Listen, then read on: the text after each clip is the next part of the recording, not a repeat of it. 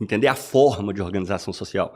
Né? Eu poderia criar vários axiomas, né, autoevidentes e refutáveis à la Mises com a sua ação humana. Por exemplo, em toda forma de sociedade, os homens trabalham.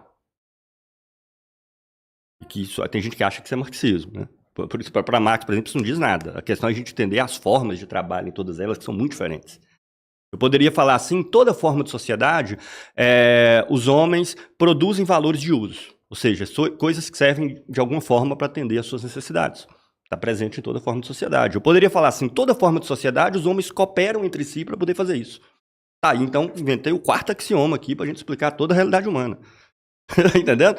Então, tudo aquilo que você pode encontrar presente, tal como está sendo descrito, em toda forma de sociedade, é um aspecto isolado, que é uma abstração que não explica nenhuma delas, porque essas formas de sociedade são diferentes. Então, um aspecto em comum não pode explicá-las. Tá entendendo? Então, certamente, essa questão que você falou aí, usando a teoria dos conjuntos, eu rejeito isso aí cabalmente.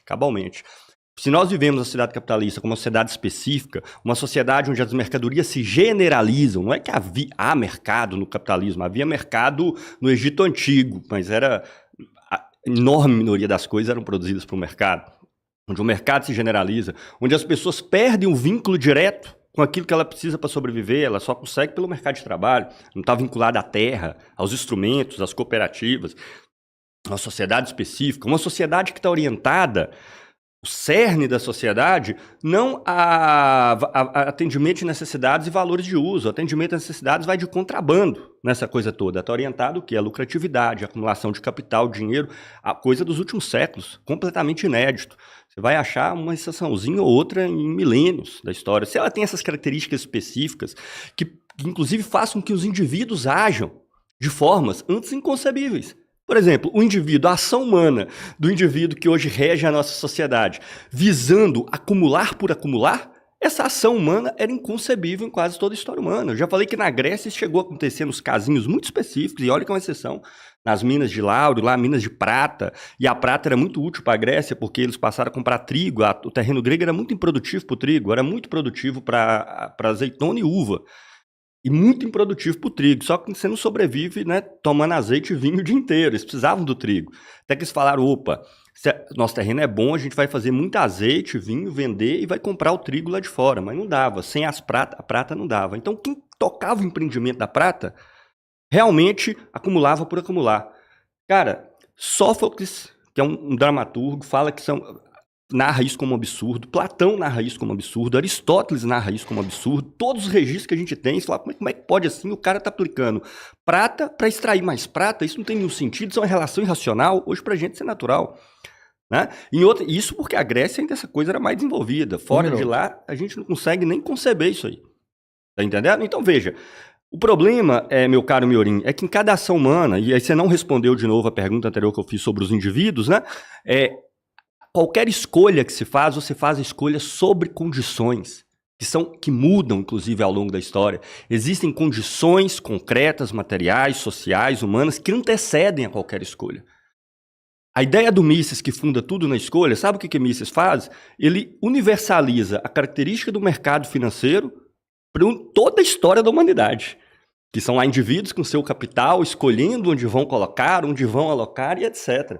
A enorme maioria da sociedade não tem direito a praticamente escolha nenhuma. Não faz praticamente escolha nenhuma. Eles são obrigados a seguir determinados caminhos para sobreviver. Formalmente a escolha existe. O capitalismo, formalmente você pode fazer o que você tem que fazer, mas eu tenho que aceitar aquele emprego merda, que é o único que eu tenho, porque eu tenho que trabalhar naquilo ali para conseguir sobreviver. Tá entendendo?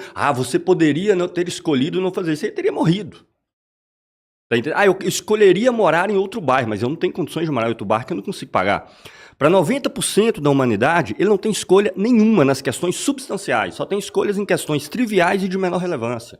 Então, Mises explica o mundo inteiro a partir da ação humana, da menor necessidade, a satisfação da necessidade, a maior satisfação da necessidade, porque ele está projetando a perspectiva do mercado. Ele adora exemplos do mercado financeiro, me lembro que nesse livro aí tem alguns. Né? Ele está universalizando uma característica do mercado financeiro, típico aqui da Faria Lima, inclusive, para tentar explicar, não é nem a nossa sociedade inteira, o que já seria terrível, já seria bizarro. Não, é toda a história da humanidade. Inclusive em formas de sociedade onde a ideia de indivíduo não faz sentido, fora da sociedade. Não faz sentido. E faz essas deduções, não é que ele acredita que tem uma razão que pode descobrir tudo, mas usando uma lógica que ele acredita que você não respondeu, que ela é una, universal, a priori. Então eu consigo fazer todas essas deduções que ele vai usar para validar os casos empíricos usando essa lógica, que ele acredita por fé, porque como você bem mencionou antes, tem dezenas de outras lógicas existentes. Por que não outra lógica? No marxismo isso não é problema. A gente pode usar todas as lógicas, desde que elas se adequem ao processo que nós estamos analisando. Desde que elas respondam, descrevam o processo que nós estamos analisando. Nós partimos da realidade, dos fenômenos concretamente existentes. Não aceitamos eles tal como estão, queremos entendê-los, queremos explicá-los. E é por isso que toda a economia que se desenvolveu do último quarto do século XIX até hoje, com os marginalistas, é o suprassumo da vulgaridade científica, que é a pergunta da produção da riqueza, como ela é produzida, desapareceu com a anedota de que o valor é subjetivo. E aí agora a economia, essa pseudociência que hoje domina as universidades, para mim toda a economia é pseudociência, a economia nada mais faz do que descrever as operações que estão acontecendo no mercado sem procurar entender por que é assim. Dois já, viu, Machado? Ah, beleza, então já fico por aqui. Eu achei peculiar, eu pensei que eu não ia ver isso. Você aceitou a universalidade do axioma. E, inclusive, começou a aplicá-lo.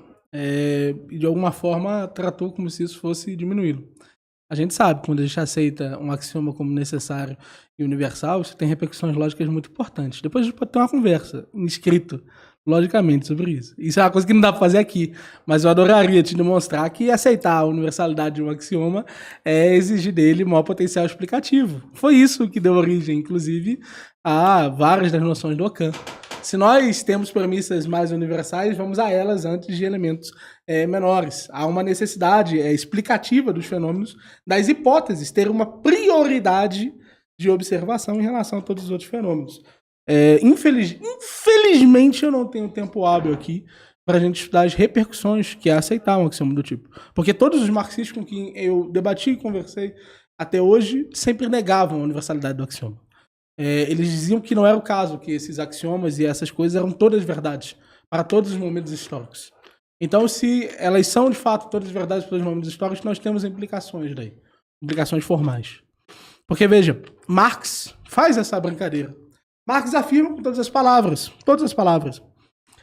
as condições produtivas determinam, efetivamente, como serão todas as possibilidades de interação social, política, religiosa. Só que é um truque aí. Porque é verdade que, dentro de um conjunto, nós não podemos ter elementos contraditórios. Então, não é possível estar em contradição com as relações produtivas. Isso não pode, da mesma forma, contradizer uma diferença específica. Nós não podemos contradizer as diferenças específicas da sociedade. Mas o fato de nós não contradizermos elas não significa que várias outras possibilidades não poderiam ter surgido para aquele mesmo período histórico. Cada uma das especificidades que nós temos na história são manifestações desse capitalismo para o qual você aceitou todos os axiomas. São manifestações dessa estrutura. E por que elas são manifestações? Em virtude do quê? Para você é uma quantidade. Você afirma que certa quantidade fez com que esses indivíduos operassem dessa forma. Porque a certa quantidade deu origem a fatores produtivos e deram origem a relações de produção. Então, é por isso que esses indivíduos estariam dessas formas. Para os austríacos, não apenas essas escolhas têm inúmeros outros componentes fundamentais, mas, mais do que isso, o fato de nunca haver contradição. Mas é muito claro. Se você tivesse lido a Ação Humana, você saberia. Um dos princípios que o Mises parte é que em toda a sociedade há trabalho. Então você tentou apresentar um axioma novo que está aqui. Um dos axiomas que Mises utiliza é em toda a sociedade há trabalho. A apresentação específica e direta de um conceito, em qualquer das interpretações possíveis que a gente poderia ter dele, precisa possuir um objeto e um referente. Esse objeto que é clamado, ele pode ser, você sabe bem, enunciado de forma positiva e forma negativa. Não é isso mesmo? Eu posso afirmar ele como A e posso afirmar como não A, não posso? Claramente. Mas o referente dele está numa relação de contexto. Uma relação necessariamente de contexto. Foi isso que nos ensinou Quine, que ensina quase lógica. Por isso eu tenho certeza que você conhece. E quando o referente é composto, ele é indexado. Ele pode ser tanto indexado no sentido de uma sentença, como uma meta-sentença do Tarski, ou ele pode ser indexado a uma experiência, um mundo possível, como utiliza a lógica de mundos possíveis. Em qualquer um dos casos, nós teremos resultados completamente diferentes vindos para aquele mesmo momento. A lógica aceita isso muito bem. A lógica aceita isso muito bem. A lógica realmente aceita isso muito bem. Ela aceita que no momento T, você vai estar se referindo a uma relação entre objeto e referente de uma forma, e no momento T1 você vai estar se referindo a outra, e é o mesmo objeto. Ele é, nesse sentido, indiscernível em relação a essas propriedades, mas discernível do ponto de vista da nossa interação com eles. E isso tudo pode ser dito numa sala do ímpar. Então eles vão levantar e dizer, não, esse homem não diz nenhuma inverdade. Agora, por que esses critérios e contextos não podem ser aplicados? Essa estrutura científica, plenamente lógica, plenamente clara, não pode ser aplicada à ação humana. E a forma como essa ação humana se declarou ao longo do tempo. Ou seja, que de fato é verdade, o feudalismo é uma das formas que a ação humana teve. De fato é verdade, o capitalismo é uma das formas que possuiu. Mas em que momento não havia escolha dos feudais? E você disse, antigamente a salvação era o quê? Coletiva. Mas Deus colocou de forma direta. A consciência de cada homem é analisada. Nós temos diversos trechos do Novo Testamento afirmando isso. Se nós temos isso, e é o mesmo Deus, você está me dizendo que o critério da consciência não era aplicado? Você adora usar exemplos bíblicos.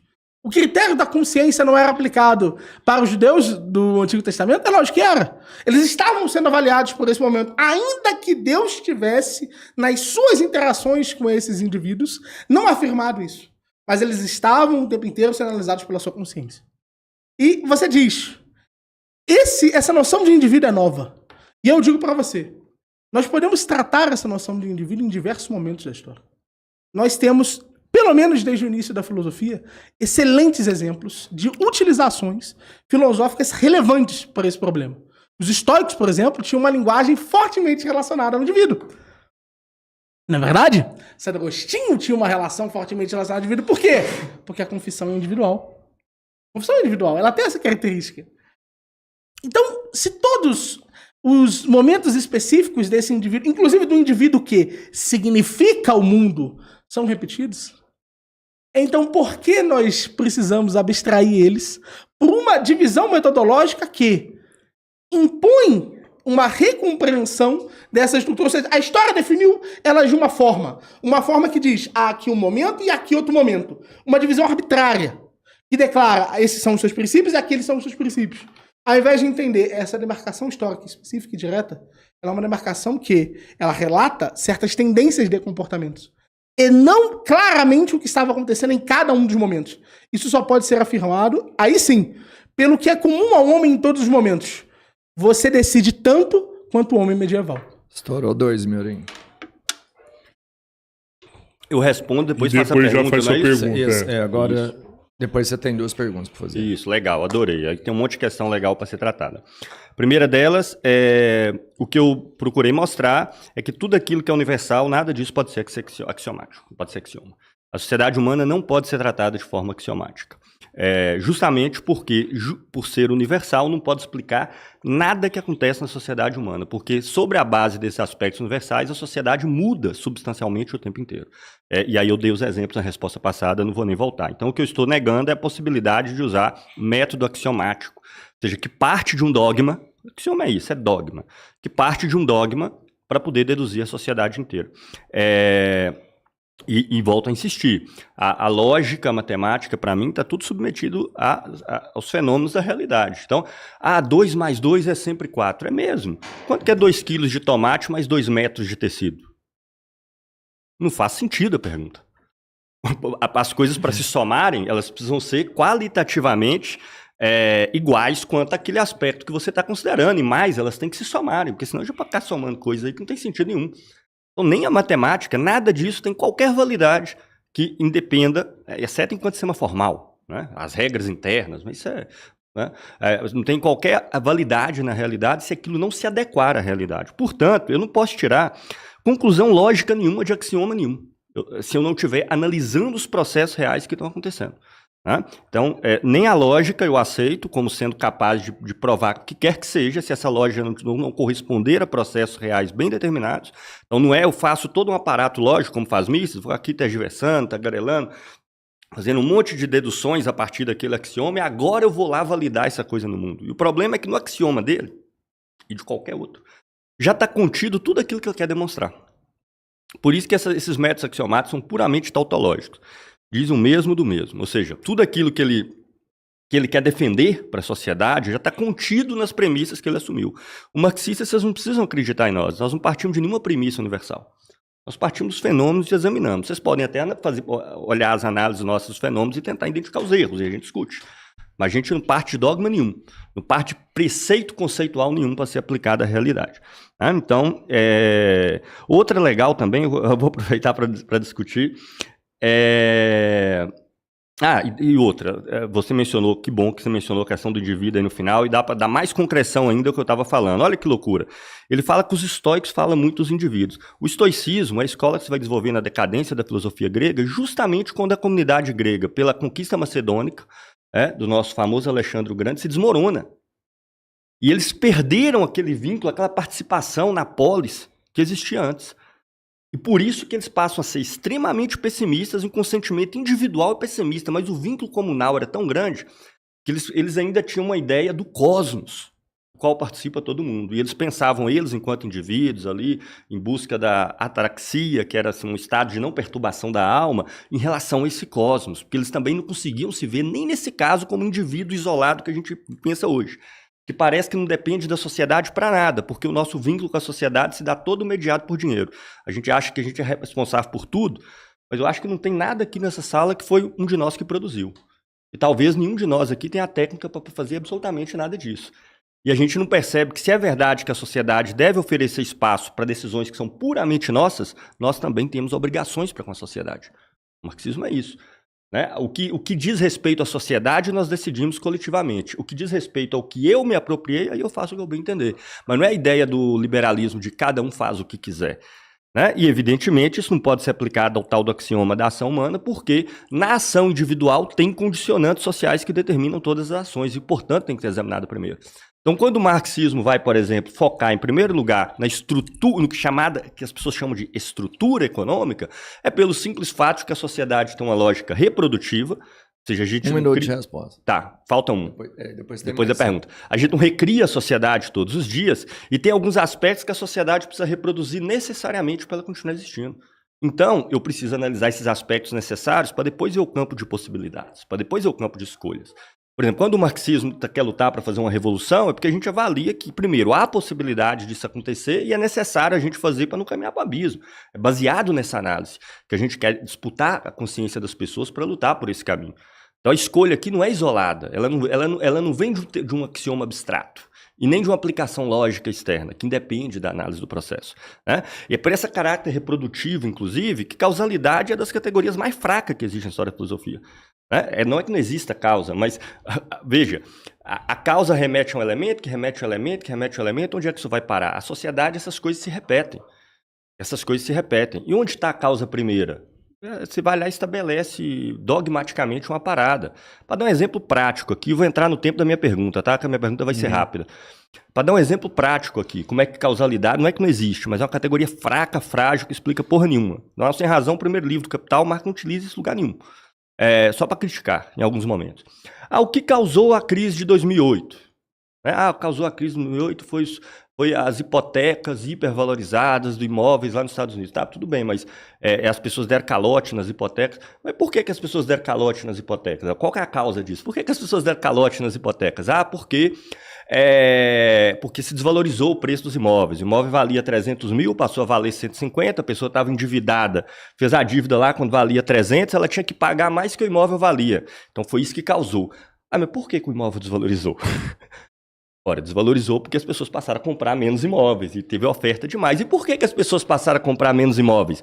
Porque o poder de compra da massa da classe trabalhadora dos Estados Unidos reduziu, Porque eles passaram a não ter mais o poder de compra que eles tinham antes e a produção de imóveis continuou no mesmo patamar. E por que o poder de compra diminuiu?